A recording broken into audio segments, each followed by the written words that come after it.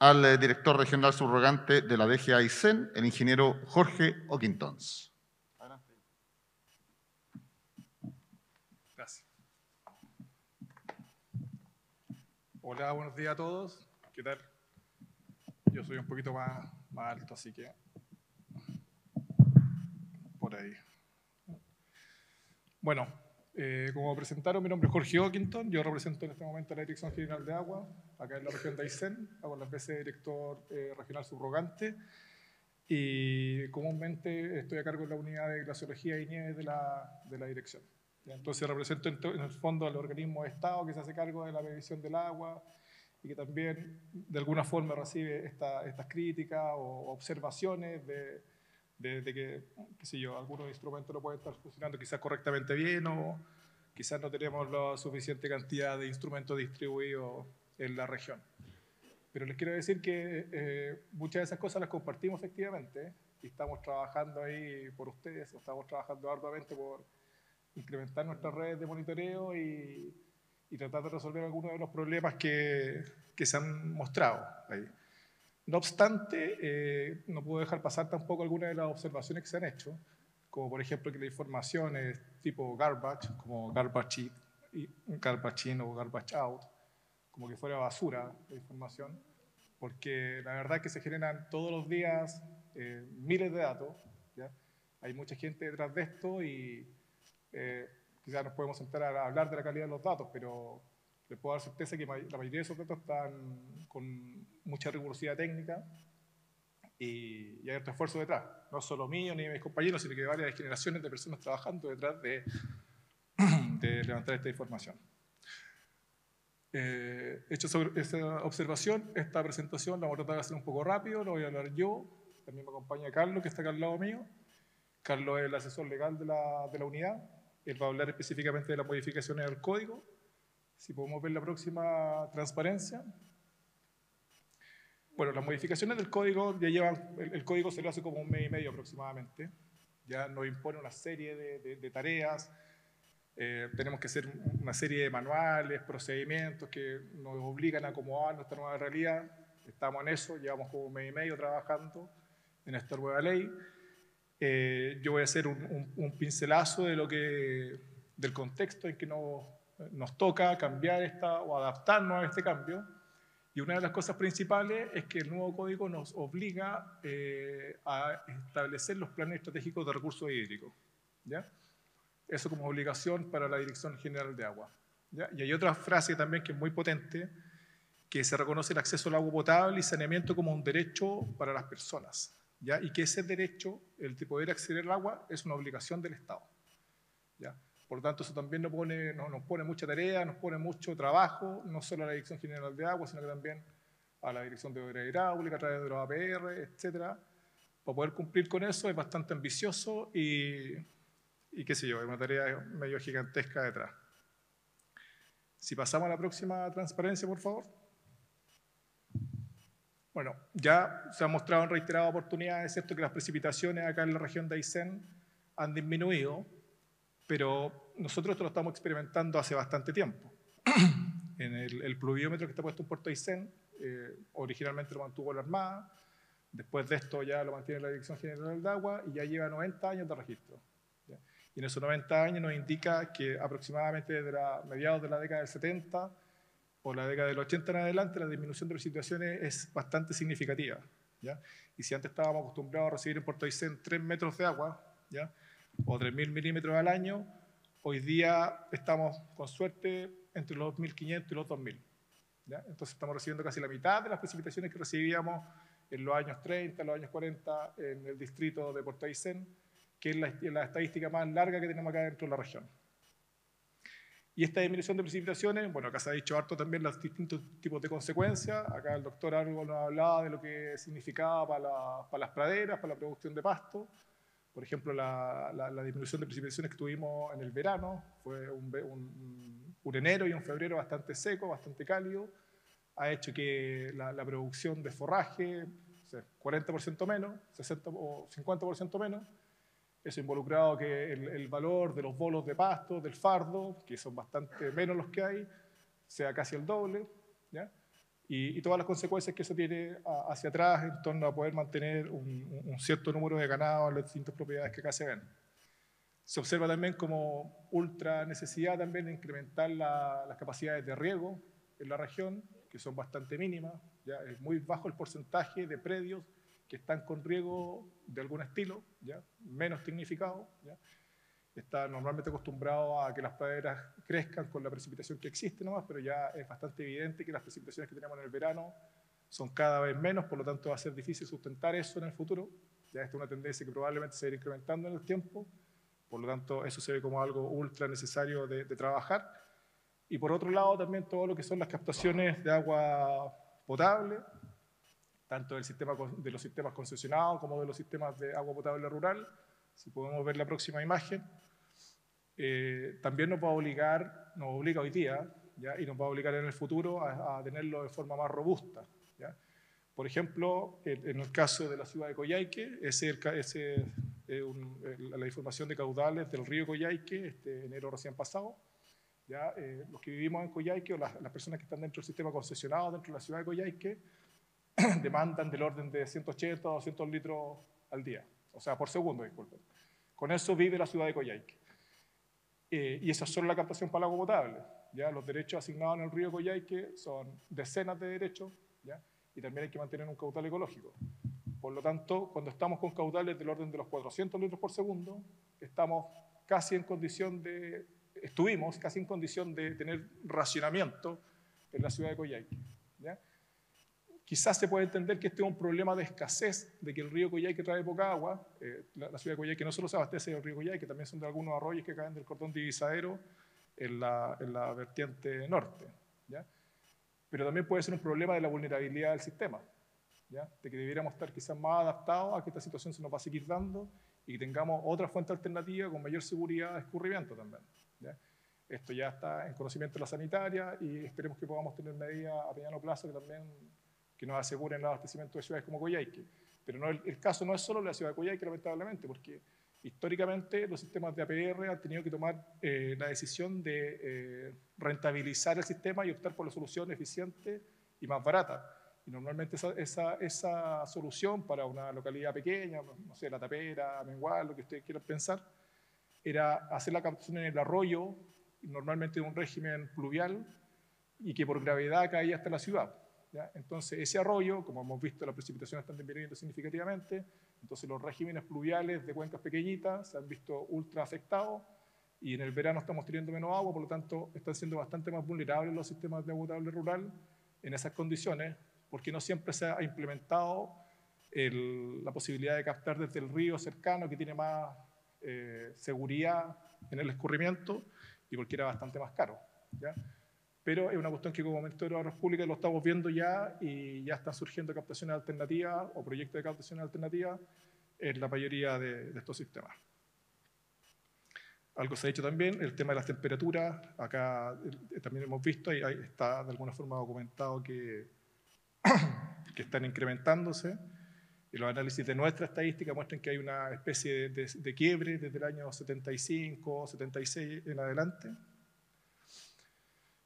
Este también es un fenómeno que vemos en todo el país, el incremento de la isoterma cero en altura. Eso ha hecho que tengamos bastante más escurrimiento en invierno, más explosivo, y menos escurrimiento constante en verano, en primavera, ¿ya? El tema de los ríos atmosféricos también nos ha obligado de alguna forma a cambiar las formas de operar. Esta es una imagen que nos proporcionó en su momento el CIEP, es el último río atmosférico que tuvimos el 6 de mayo. No solo la información del CIEP se nutre, en este caso el Ministerio de Obras Públicas también siempre está aportando información la Dirección Meteorológica de Chile, lo analizamos en conjunto con la ONEMI. Disculpa, la próxima imagen era la de... Me quedé una más adelante. Esa, sí, gracias. Que son fenómenos hidrológicos extremos, ¿ya? En este caso, por ejemplo, el 6 de mayo recibimos esta información, un día jueves, un día viernes, por ejemplo. Normalmente estamos leyendo los reportes, como les decía, no solo de CIEP, también Dirección Meteorológica, lo analizamos con ONEMI. Vemos también los reportes de los centros más comerciales, el típico Windy, el IR, etc. y vemos que en los días o en la situación en que tenemos pronosticado 80 milímetros o 100 milímetros al día, está altamente correlacionado con remociones en masa o con fenómenos en general que afectan la estructura de camino. Ese día se determinó, ese 6 de mayo, ese día viernes, se determinó cerrar algunos caminos porque teníamos bastante certeza de que este fenómeno se iba a dar, y algunos, no sé, centenares de kilómetros de la región preventivamente se cerraron durante un periodo, y efectivamente tuvimos problemas lamentablemente en varios de esas rutas, ¿ya? Por lo tanto, ahí ese fin de semana, el Día de la Madre, para nosotros terminó, o sea, empezó bien tempranito ahí, un domingo, trabajando en ese tema, ¿ya? Otro de los fenómenos que se está dando significativamente acá en la región es que al tener la isoterma cero más alta, tenemos una cierta energía que está desplazando sedimentos, como precipita como lluvia y no como nieve, está arrastrando sedimentos de las partes altas de las cuencas hacia las partes bajas, ¿ya? Entonces eso lo vemos con bastante agresividad en el río Mosco, cerca de la localidad de Bello Higgins, en donde el arrastre de sedimentos desde las partes altas a las partes bajas está colmatando el cauce, disminuyendo su capacidad de porteo significativamente y generando situaciones de riesgo para las personas que habitan en los alrededores. Otra de las situaciones que tenemos que convivir acá en la región es que debido también al incremento de temperatura, al retroceso de los hielos, se están cada día más incrementando la cantidad de lagunas represadas por hielo en torno a Campo Hielo Sur y en torno a Campo Hielo Norte, y también se están incrementando los volúmenes asociados a estas lagunas, ¿ya? Son lagunas que están represadas por hielo, por lo tanto están represadas con una estructura que está en movimiento constantemente, o en ocasiones están represadas por morrena. Bueno, el tema es que periódicamente estas lagunas están colapsando, ¿ya? Tenemos algunos sistemas que la recurrencia dentro de estos colapsos es del orden de 1 al año aproximadamente, lo que nos ha obligado a mantener sistemas de registro en las lagunas, de alguna forma adelantarnos a estas descargas y poder anunciarlas. Muchas veces agua abajo de estas lagunas vive gente, entonces la situación es que se configura la existencia de riesgo. Estamos implementando sistemas de alerta ante crecida, por lo tanto tenemos en esta oportunidad, cerca de 4 sistemas, la posibilidad de anunciar esta crecida aproximadamente con un día de anticipación, ¿ya? La siguiente, eso eran como datos puntuales, pero en general tenemos varias labores constantes, ya que tienen que ver con generar información. Como les decía yo, nosotros mantenemos el sistema hidrométrico regional. Son 200 estaciones aproximadamente de distinta naturaleza, meteorológica, fluvimétrica, sedimentométrica, de calidad, etcétera, que generan diariamente miles de datos, ¿ya? Así que hay una nube de información ahí bastante nutrida. Se trabaja en la administración de recursos hídricos, que en el fondo es hacer un estudio por cada una de las solicitudes que se realizan de obras, modificaciones de cauce, otorgamiento de derecho de agua, traslado, etcétera. Se han incrementado las labores de fiscalización en la región, ¿ya? Lo que ha atendido a poder resolver los crecientes conflictos que se dan por el uso de agua, áridos, etcétera. Estamos incrementando una red glaciológica también en la región. Esperamos para lo que resta de este año implementar una red de monitoreo de agua subterránea también en la región, en la provincia de Coyhaique, en la provincia General Carrera. Ha sido nuestra prioridad. Para eso ya tenemos una cierta cantidad de fondos y estructura de trabajo para lo que resta del año. Y bueno, esperamos seguir incrementando lo que vemos que se nos está viniendo encima, que son estos de los fenómenos hidrológicos extremos con distintas mediciones. Si pasamos a la siguiente etapa, ese es el tipo de estructura o tipo de estación que mantenemos en los bordes de campo de hielo, que registran la altura de estas lagunas que se nos están descargando periódicamente. Como les decía yo, si vemos la próxima imagen, el periodo de recurrencia es aproximadamente 1 vez al año. La próxima, por favor. Esto está afectando personas, ¿ya? Esto está inundando lugares poblados, ¿ya? Y está haciendo que, aunque suena fuerte mencionarlos, se están generando como los primeros migrantes del cambio climático dentro de la región. O sea, la gente que vive en esas casas, por ejemplo, ya está decidiendo no vivir más en esos lugares porque aproximadamente 1 vez al año se le está inundando la casa con 1,5 metros de agua y hielo dentro de sus casas, sedimentos, etc.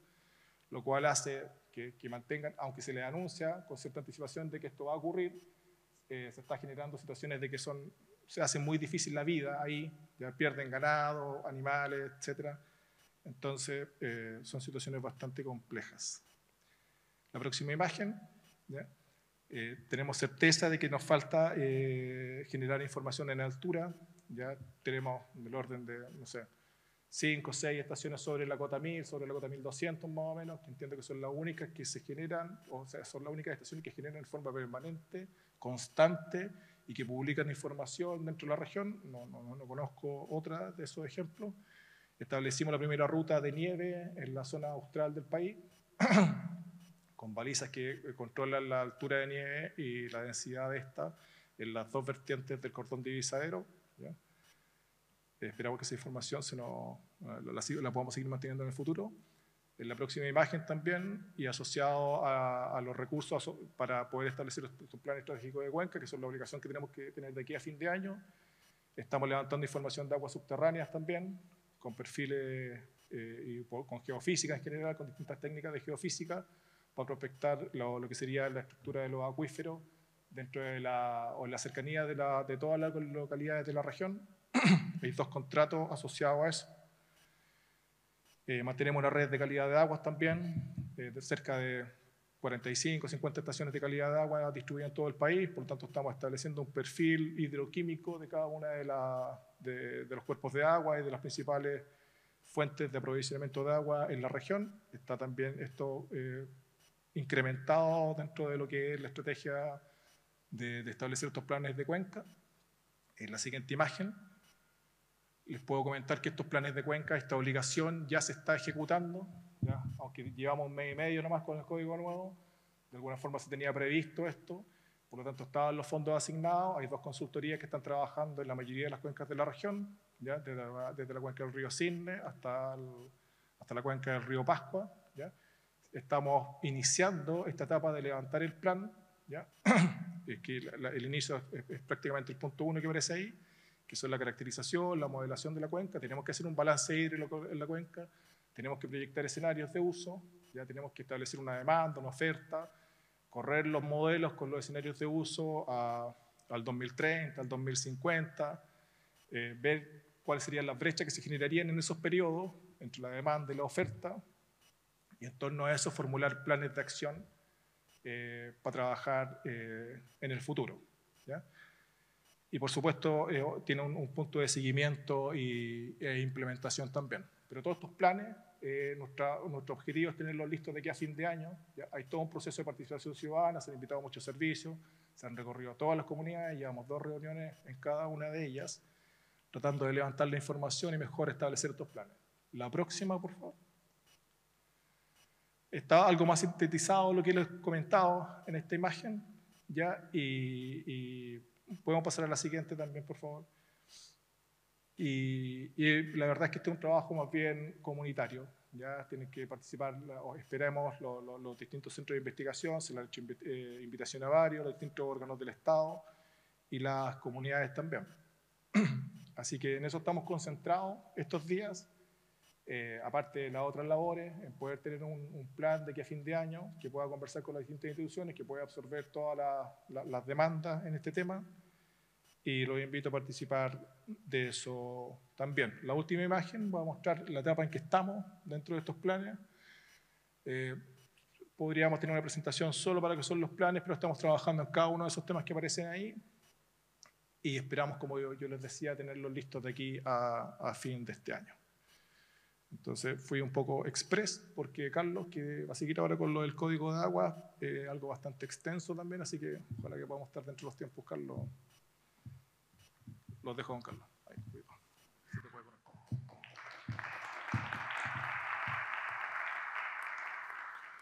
Hola, buenas tardes. Mi nombre es Carlos Flores. Yo soy el abogado de la DGA de la región de Aysén y voy a comentarles un poco respecto a la reforma del Código de Aguas introducida por la Ley 21.435 que se publicó el 6 de abril del 2022. Por favor, sí, las láminas. Bueno, como les comentaba Jorge, uno de los ejes principales de la reforma dice relación con recabar información relevante para la adopción de políticas públicas, que bueno, ya lo comentó de forma más o menos resumida. Otra de los ejes dice relación con asegurar el consumo humano para la población, con la preservación ecosistémica de las fuentes y también introducir cambio al sistema de gobernabilidad y gobernanza de las aguas. En este sentido, el legislador ha optado por incluir un reconocimiento expreso en el Código de Aguas del carácter de bien nacional de uso público de las aguas, cuestión que aparece ya en nuestra legislación desde 1855 con el primer Código Civil de Andrés Bello. Sin embargo, producto de diversas cosas coyunturales, podríamos decir que en el fondo el legislador optó por dejar esta mención en forma expresa. Además, como también se comentó anteriormente, se reconoce el derecho al acceso al agua potable y al saneamiento como un derecho humano. El Estado de Chile ya ha suscrito diversos tratados internacionales donde se ha reconocido el consumo humano como un derecho humano, valga la redundancia. Sin embargo, esos tratados internacionales no eran vinculantes, son tratados que se denominan de soft law por el hecho de justamente no ser vinculantes. Sin perjuicio de eso, ya existe jurisprudencia de la Corte Suprema que había reconocido el derecho al agua potable como un derecho humano, principalmente en casos asociados a la provincia de Petorca. Además, en cuanto a los usos de las funciones de las aguas, establece cierta priorización para el otorgamiento de los derechos de aguas. Ahí podemos ver que se destacan el consumo humano, el saneamiento, los usos domésticos de subsistencia, la preservación ecosistémica, la productiva, entre otras. La siguiente, por favor. En cuanto a la función de asegurar el consumo humano, se incorpora una autorización expresa para extraer el recurso hídrico sin contar con un derecho de aprovechamiento de agua para los servicios sanitarios rurales, siempre que exista una solicitud en trámite y que ésta no exceda de 12 litros por segundo en un plazo de 90 días. A su vez, para asegurar las funciones de subsistencia y ecosistémica, el Estado podrá reservar agua para otorgar derechos sobre dichas aguas con ciertas condiciones. Esta facultad ya existía en el Código Primitivo, sin embargo, se amplió las facultades del servicio para determinar y en el fondo constituir este tipo de reservas. La próxima, por favor. En cuanto a los derechos de aprovechamiento propiamente tal, ¿cierto? Se establece expresamente que esta autorización que entrega el Estado es una concesión. El derecho a aprovechamiento, como lo conocíamos antiguamente, también era una concesión, toda vez que en la forma en que el Estado entrega a los particulares el uso de los bienes nacionales de uso público. Sin embargo, era una concesión un tanto difusa, toda vez que era perpetua, ¿cierto? Era transferible, transmisible, por lo tanto se desvirtuaba un poco el concepto de concesión. Con la reforma al Código de Agua se deja expresamente establecido que la temporalidad de los derechos de agua, cuyo tiempo se va a constituir por 30 años prorrogable. Esta vigencia de 30 años que va a tener los derechos de aprovechamiento de agua no es algo estricto, sino que el servicio, cuando estime que se pueda ver vulnerada la fuente de abastecimiento o que el otorgamiento del derecho de aprovechamiento a 30 años pueda ser perjudicial para la subsistencia de la fuente, podrá limitar el tiempo de otorgamiento. Además, se incorporan causales de extinción por el no uso efectivo. Ya antiguamente no había ninguna sanción para aquellos titulares de derecho de agua que no hicieran uso de las aguas. Ya ahora, con ocasión de la reforma, se establece una causal de extinción precisamente por no uso, que el tiempo que se debe acreditar el no uso por parte del servicio será de 5 años para los derechos consuntivos y 10 años para los no consuntivos. Acreditada dicha circunstancia, el servicio deberá abrir un procedimiento sancionatorio que probablemente debería terminar, en caso de verificarse dicha circunstancia, con la extinción del derecho de aprovechamiento, justamente por la circunstancia de no utilizar las aguas, o bien en aquella porción no utilizada en caso que se ocupe solo una parte. Además, otra modificación importante es que los derechos, como se venían constituyendo hasta hace un tiempo, no estaban relacionados con un uso determinado. ¿Ya? Las personas solicitaban el agua, en principio, sin indicar ningún uso específico. Se modificó el año 2018 y se incorporó la obligación de indicar el uso para el cual yo solicitaba el agua. Sin embargo, no quedaba consagrado en el acto administrativo que otorgaba el derecho la obligación de usar el agua para dicho fin. Ahora, con ocasión de la reforma, va a ser obligación del titular indicar ese uso, como se venía haciendo ya desde el año 2018, y respetar dicho uso. Es decir, aquellos derechos que han sido constituidos para riego, por ejemplo, deberán utilizarse efectivamente para riego. Y en el fondo, en cualquier modificación de este uso que quiera hacer el particular, deberá ser previamente informado y autorizado por la DGA. Asimismo, aquellas transferencias que se puedan efectuar respecto de los derechos, el adquirente o nuevo titular también deberá respetar el uso indicado en el acto administrativo que lo otorga. Además, se modificó el plazo y el procedimiento también para regularizar los derechos de aprovechamiento de aguas. Hay que recordar que para obtener un derecho de aprovechamiento de aguas tenemos como la vía normal, entre comillas, ¿cierto?, que es mediante una solicitud que se realiza a la DGA, y está también la posibilidad de regularizar un uso, principalmente en aquellos casos donde se verifiquen usos ancestrales o por una determinada cantidad de tiempo. Ese procedimiento, antes de la reforma, tenía dos etapas, una etapa administrativa y una etapa judicial, lo que hacía un poco engorroso el trámite, y actualmente se modificó y va a ser solamente un procedimiento administrativo donde la DGA directamente va a regularizar ese uso y se otorga un plazo fatal de 5 años para iniciar este tipo de procedimientos. Después de 5 años no existirá más la institución de las regularizaciones de derechos de aprovechamiento. La próxima lámina, por favor. A su vez, otra modificación importante dice relación con la obligación de inscribir y catastrar los derechos de aprovechamiento. Estas obligaciones ya existían, ¿ya? Solamente que no tenían una sanción aparejada al incumplimiento.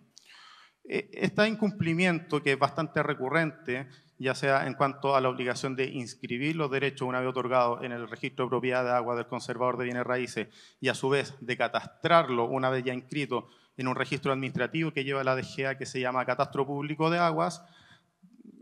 Este incumplimiento, como les comentaba, trae grandes consecuencias, toda vez que el servicio y el Estado, en el fondo, no tiene toda la información necesaria para poder elaborar políticas públicas adecuadas.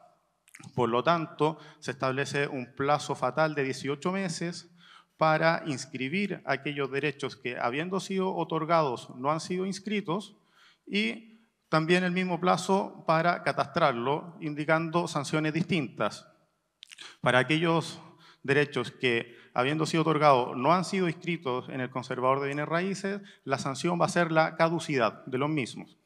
En cambio, para aquellos derechos que, habiendo sido inscritos pero no han sido catastrados en este registro administrativo, la sanción va a ser una multa del segundo grado que equivale de 51 a 100 UTM, es decir, va a partir desde 2,5 millones de pesos aproximadamente. La diferencia entre la caducidad y la extinción dice básicamente relación con que la caducidad opera de pleno derecho. ¿Qué quiere decir esto? Que no se requiere un procedimiento administrativo que así lo determine, ¿ya? Y simplemente verificada la circunstancia de que el derecho no fue inscrito en el conservador de bienes raíces, este va a caducar. Obviamente, para tener un mayor grado de certeza jurídica, el servicio realizará una verificación de las inscripciones y certificará mediante algún acto administrativo aquellos derechos que no fueron inscritos y que por tanto se entienden caducados. Y por tanto, como no es objeto de un procedimiento administrativo sancionatorio, no es objeto de recursos que puedan discutir en el fondo dicha decisión, a diferencia de la extinción por no uso. La próxima lámina, por favor. En cuanto a las aguas subterráneas, existen dos grandes modificaciones.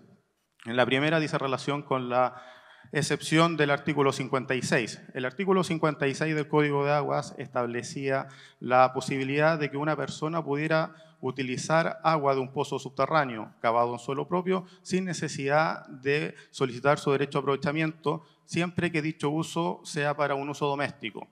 Ahora se incorporó la expresión que ese uso doméstico debe ser de subsistencia.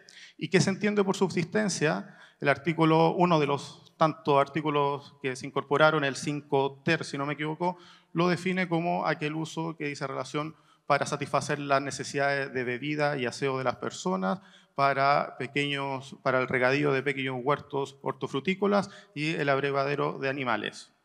Por lo tanto, se restringió un poco esta excepción ya frente a la que dice relación con las aguas subterráneas. Además, se modificó completamente el sistema de las aguas del minero, que era también otra excepción que eximía a determinados titulares o a determinadas personas o actores para solicitar derechos de agua. Los explotadores mineros, el concesionario que tiene una concesión minera en el ejercicio de su actividad, al encontrar aguas subterráneas podía utilizarla sin solicitar ningún tipo de autorización y se entendía dueño de aquellos derechos de aprovechamiento por el solo Ministerio de la Ley. Esta situación se modificó con ocasión de la reforma y aquellos concesionarios mineros que encuentren agua en las labores en las labores de extracción minera, deberán previamente informar al servicio. El servicio deberá cuantificar el recurso y posteriormente podrá autorizar el uso de las aguas. La siguiente, por favor. En cuanto a las funciones de conservación del medio ambiente, se deja expresamente establecido que no se podrán constituir drenaje en zona de turbera que se encuentren en las regiones de Aysén y Magallanes y en la provincia de Chiloé.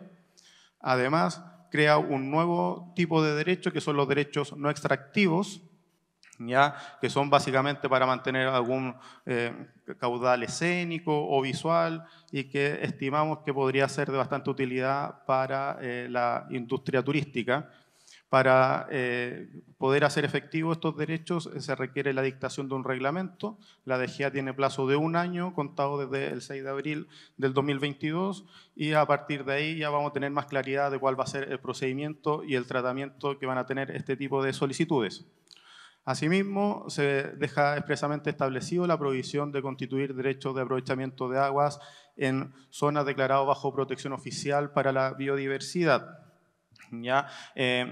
Esto ya se venía aplicando en cierto sentido, toda vez que se respetaba el Estado de Chile ha suscrito diversos tratados internacionales. El más importante sobre la materia es la Convención de Washington, que impedía otorgar derechos de agua en parques nacionales y en el fondo ejecutar cualquier tipo de actividad comercial en parques. Y respecto de otras zonas que tienen un grado de protección oficial de menor intensidad que los parques, como las reservas, los monumentos naturales, etcétera, hay que atender al objeto de conservación que aparece en los decretos que los crean para determinar si los derechos proceden o no. La siguiente, por favor. En cuanto a las patentes por no uso de las aguas, hay que recordar que el código original del año 81 no establecía ninguna sanción para el no uso de las aguas, lo cual provocó una amplia especulación en el mercado de las aguas, provocando ciertas distorsiones. Por lo tanto, el año 2005, producto de una reforma legal, se incorporó esta patente por no uso de las aguas, que en esta región fue una fuente de financiamiento importante, toda vez que un porcentaje importante de esta patente, de los montos que se pagaban por esta patente, quedaban directamente acá en la región. Aquellos derechos que quedaban incluidos en este listado de pago patente decía relación básicamente con el caudal otorgado, que eran 50 litros hacia arriba en usos consuntivos y 500 para los usos no consuntivos. A partir de la reforma, todos los derechos que no se utilicen van a entrar a pagar patente. Si la persona que tiene 1 litro por segundo y no lo ocupa, va a pagar patente por su litro por segundo. ¿Ya? Además, existía un tope en cuanto al valor de la patente. Aquellos titulares que se pagaban continuamente la patente, llegado un momento no seguía incrementándose el monto y ahora ese tope se eliminó. A su vez, también se incorporan ciertas excepciones a este listado y obviamente no se incorporarán los derechos no extractivos y los derechos que tengan las sanitarias y los servicios de agua potable rural. Además, también se modifica el procedimiento de cobro que realiza la Tesorería General de la República, toda vez que bajo el sistema antiguo había que hacer 2 remates, ¿cierto? Y se lo adjudicaba el fisco ante la no adjudicación de ningún tercero y para posteriormente renunciarlo y que esas aguas queden disponibles para otorgar nuevos derechos de aprovechamiento. Se limitó la participación de la tesorería y ahora al primer remate, no habiendo postores, se lo adjudica directamente el fisco, por lo tanto se hace más expedito este procedimiento. A su vez también hay importantes modificaciones procedimentales para la solicitud de los derechos de aprovechamiento. Se deja expresamente establecido la posibilidad de solicitarlo online, ahora con la transformación digital del Estado, que ya empezó su implementación, pero que para esta región todavía nos falta un poquito. Esta va a ser la regla general. Además, también se incorporó la obligación de notificar por correo electrónico y otras modificaciones importantes en cuanto a su tramitación. La próxima, por favor. Y bueno, respecto a la planificación del recurso hídrico, Jorge ya se extendió bastante respecto a los planes estratégicos de recurso hídrico que debe realizar el servicio. Además, se crea un fondo a cargo de la DGA para financiar estudios de su interés. Esperamos, por lo menos, que podamos desde acá de la región poder tener algún grado de injerencia en el otorgamiento de estos recursos para poder fomentar aquellos estudios que sean más pertinentes a nuestra realidad regional.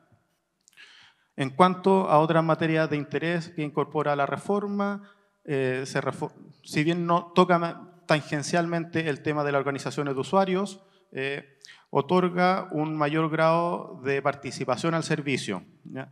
Antiguamente, o antes de la reforma por lo menos, la participación que tenía la DGA en cuanto a la gestión de las organizaciones de usuarios, que son aquellas que efectivamente gestionan los recursos hídricos y que corresponden a la Junta de Vigilancia, asociaciones de canalistas y comunidades de agua, la participación de la DGA era bastante escasa y solo se limitaba a su participación en caso de denuncias, cuando existan problemas en la gestión económica de las mismas o cuando haya problemas en la repartición de las aguas. Ahora el servicio adopta un rol un poco más activo y ya es obligación de la DGA asesorar, fomentarlas y brindar todo tipo de asesoría.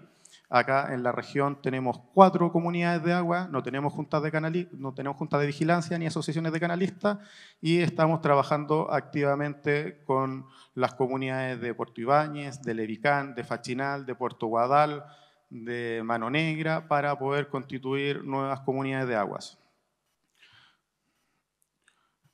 La siguiente, por favor. Perfecto. Y finalmente comentarles que se modificó totalmente el artículo 314, que es el que establece la institucionalidad de la escasez hídrica. El presidente de la corporación en su bienvenida hizo referencia a los decretos de emergencia agrícola. Bueno, estos decretos de escasez tienen una finalidad distinta y acá en la comuna de Coyhaique se dictó uno a fines de febrero ya de este año 2022. También la localidad de Isla Huicha, a principios de febrero, también tiene un decreto de escasez hídrica vigente y la comuna de Chile Chico, que se dictó en forma conjunta con la de Coyhaique. Menos mal que no fue necesario implementar ningún tipo de medida, toda vez que al dictarse el decreto de escasez hídrica para la ciudad de Coyhaique, llovió como a las 2 semanas. Entonces subió bastante la disponibilidad de agua. Bueno, en cuanto a las diferencias, las principales diferencias dicen relación con la duración bajo el régimen antiguo duraban 6 meses y no eran prorrogables, actualmente van a durar 1 año y sí son prorrogables. Y la principal modificación o más importante dice relación con la posibilidad de redistribuir las aguas. Bajo el sistema antiguo, dicha labor estaba entregada a las organizaciones de usuarios, que como les comentaba acá en la región son bastante pocas, son 4, y solamente la DGA podía intervenir en esta redistribución de las aguas a petición de parte. Ahora, con la nueva institucionalidad, podrá tomar la iniciativa y participar directamente en la redistribución de las aguas cuando sea necesario. Y bueno, eso básicamente son las modificaciones más importantes al Código de Aguas. Muchas gracias por su atención.